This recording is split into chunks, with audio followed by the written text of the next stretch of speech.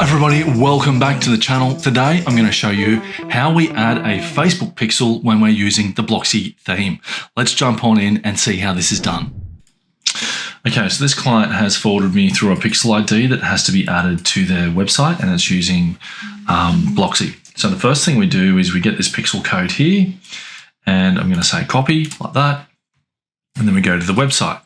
Now inside the website we've got to activate some custom tools within Blocksy.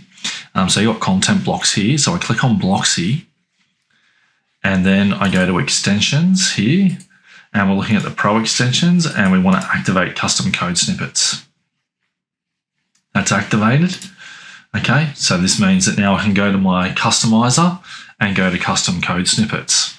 So this is a Pro extension. So now I say inside here, we go to Appearance, Customize.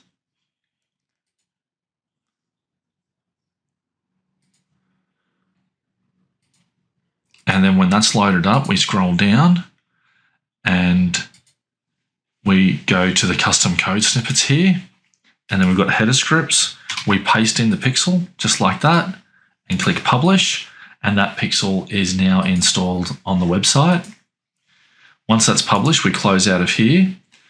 Now this particular site is using WP Engine.